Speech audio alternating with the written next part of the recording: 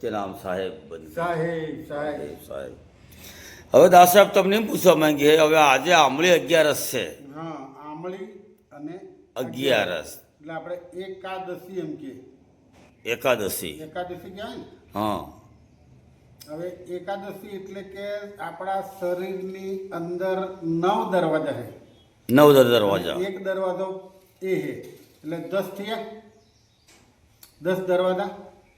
એટલે 11 ના દિવસે કે 11 એટલે કે આપણું મન હંમેશા દ્વાદશ એટલે ઉપર રહેવું જોઈએ. એનો કંઈ ઉપવાસ કરવાનો હોતો નથી. ઉપવાસ ઉપ એને ઉપ એટલે ઉપર, ઉપ એટલે ઉપર, અને વાસ એટલે વાસ, ઉપરવાસ હોવો જોઈએ. ઉપરવાસ.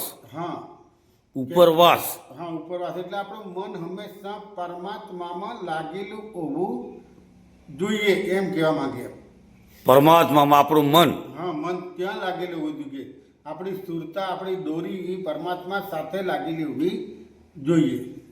પછી લોકો કે ના આજે તો આંબળી 11 હે એટલે આંબળી કરીને પછી ફરવું પડે ને પછી ભૂખવું પડે, એવું નહીં.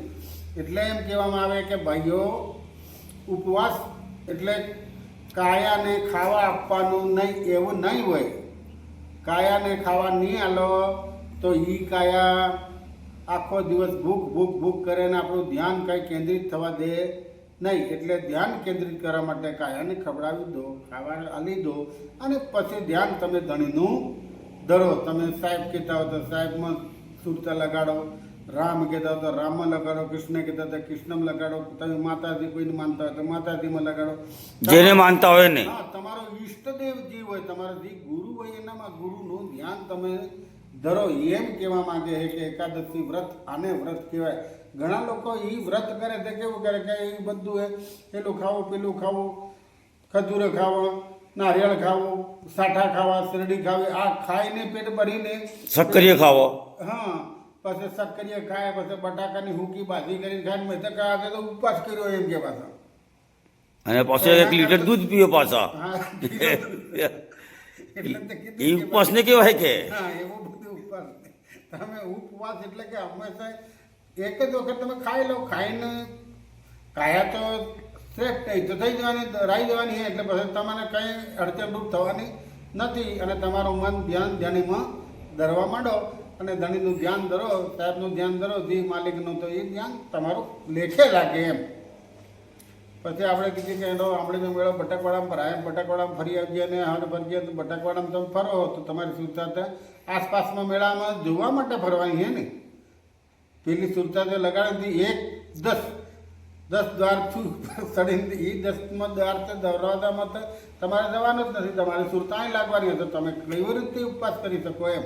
એટલે વિચારો બધા ફેલાઈ જાય. એના કરતાં તમે શાંતિથી બેઠા બેઠા બેઠા બેઠા એકાદશીનો ઉપવાસ એવી રીતે કરો એમ કહેવા માંગીએ આપણે. હો અર્જુન સાહેબ.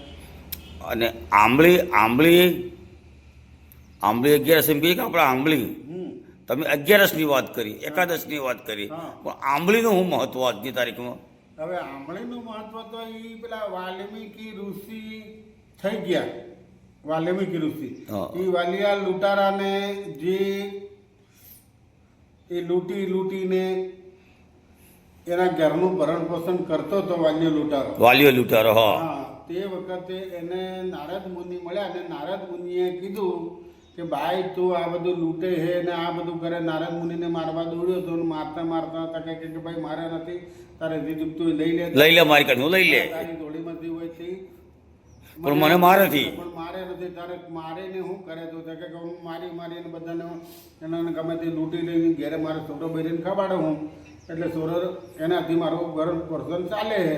તારે કે અરે ભાઈ તારા કામમાં તું જે પાપ કરે એના ભાગીદાર ખરે? તો હા ભાગીદાર ખરે ને, કેમ નહીં ભાગીદાર? હા કેમ નહીં હોય? હા હોય ને ભાગીદાર. ખવાડો મારી કુટીને છે. તારે કે ભાઈ તું એક વખત પૂછી આવ ભાગીદાર. હા તારે ઘેર જઈને પૂછી આવ. અને પછી તું મને મારવાનું કામ કર. કારણ કે હારું પણ જતો જ નહીં રહેતો હતા કે ના નહીં જતો રહું. તારે કે મને તને હું બાંધી દઉં એમ દાડે પર બાંધી. એ આંબળીનું જ દાડે હે કદાચ. આંબળીનું શું હે? ત્યાં બાંધીને પછી નારદ મુનિને બાંધીને પછી ઘેર જો ને ઘેર જઈને એને બરી બીજું કે અરે એ સાંભળ્યા કે તું? કારણ કે હા બોલો. કારણ કે હું ગમે તેને મારી કૂટીને લાવું હું તને ખવડાવું હું તો તું મારા પાપમાં ભાગીદાર કરી. અરે એ તમારો ધર્મ હે ને. ગમે તો હું લાવીને ખવડાવો, ગમે તેથી ખવડાવો, હું હાની ભાગીદાર. હા, તમે કરો ને તમે જાણો. હા, તમે કરો તમે ભોગવો. અમે તો ખાવા જોઈએ કેવું લાવે ને હું લાવે મને શું ખબર. એટલે પછી છોકરાને પૂછ્યું તો છોકરાએ કહે કે ના બાપા એમાં તો અમારો કોઈ નહીં, પાપમાં તમારા પાપમાં ભાગીદાર નહીં. તમે મારો કૂટીને હું લાવો ગમે તેમ લાવો એ અમને ખબર નથી. અમને તો ખાવા જોઈએ જ વાત. તમે મજૂરી કરીને લાવો કે આ લાવો. હા, ગમે તે લાવો. હા, એટલે પછી નારદ મુનિ કને પાછો પેલો દોડતો દોડતો આવે ને કે એ મહારાજ પેલા બધા તૂટી ગયેલા એ તો ભાગીદાર નથી એમ કે. હવે તારે કે હવે હું કરું? તારે તમે રસ્તો દેખાડો. તારે કે ભાઈ તું મને છોડ દે પછી તને રસ્તો બતાડો. એટલે એ જાણતીને છોડ્યા અને નારદ મુનિએ કીધું કે તું અહીં બેસી જા અને રામ રામ રામ રામ રામ રામ રામનો જાપ જપજે ભાઈ એમ કીધું. એટલે રામનો જાપ જપતો જપતો જપતો જપતો કેટલાય વર્ષો વીતી ગયા અને પાછો હું આવે તમને ઉગાડી એમ કરીને ફરી પાછા નારદ મુનિની યાદ આવી કે ઓહો એક વખત હું પેલો જંગલમાં એક લૂંટારો હતો એને હું દાબી આવ્યો હતો. કાંઈ જો એને ધોઈતા હોય એમ કરીને ધોવાયા હતા એ જ રાખડામાં એના ઉપર તો કેટલાય વર્ષો થઈ ગયો રાખડો થડી ગયો ઉદાયનો અને ટકલો વળી ગયેલો મરા મરા અવાજ આવે. અવાજ આવે ઊંડે ઊંડે. ઊંડે ઊંડે અવાજ આવે તાર કીધું કે ઉતારીને આ પેલો તો નથી તે પછી ખોળી રાખડો દૂર કર્યો ને પછી મેં જોયો તાર તો પેલો નીકળ્યો અને ઝટા ઝપટા હંટા થઈ ગયેલું ભાઈ. અને પછી કીધું કે વાલિયા હવે તો વાલીઓ મટી ગયો વાલ્મીકી બની ગયો ચાલુ નીકળ બહાર એમ કરી. પછી ગુરુના પગમાં નારદ મુનિના પગમાં પડ્યો અને પછી નારદ મુનિ એને ખરેખર જ્ઞાન થયું.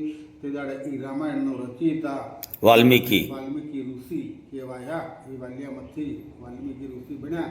એની આ હમણાં 11 છે એમ કે લોકો એમ કે આ વાલિયાનો પાપ આપણે તો જે થઈ જાય એટલે આપણે તો એક એક દાડાનો ઉપવાસ કરજે એમ કે. પણ એ તો ઋષિ મુનિ બની જતા અમે ક્યાંય પાપ.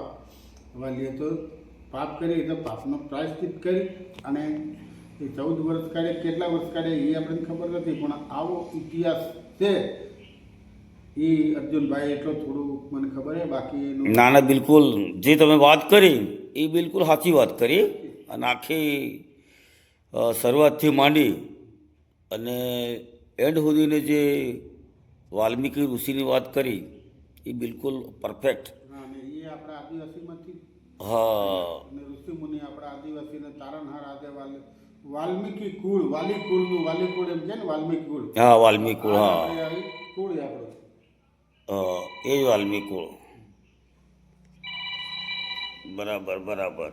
આ તો અમુક લોકોએ આમથી વાત જોડી નાખેલી કે ભાઈ વાલીઓ લૂંટતો લૂંટતો એક આંબળા જેટલો પાપ મિલી ગયો એટલે બધું ના ના એવું કશું આવી અમુક આવે તો અમુક વાર્તા ગોઠવે પણ એ તો ખોટી વાત કે. હા, ખોટી વાત. વાલીઓ તો વાલ્મીકી ઋષિ બની ગયો ભાઈ.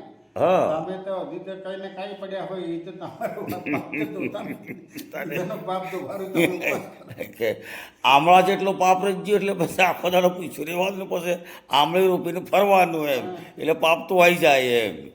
આવી બધી આપણે આદિવાસીમાં અમુક આવી દંતકથાઓ દંતકથા. એ તો દંત એટલે દાંત હોય તો કથા ચાલુ થઈ જાય. ચાલુ થઈ જાય. હા, દાંત હોય તો એટલે એને દંતકથા કહેવામાં આવે.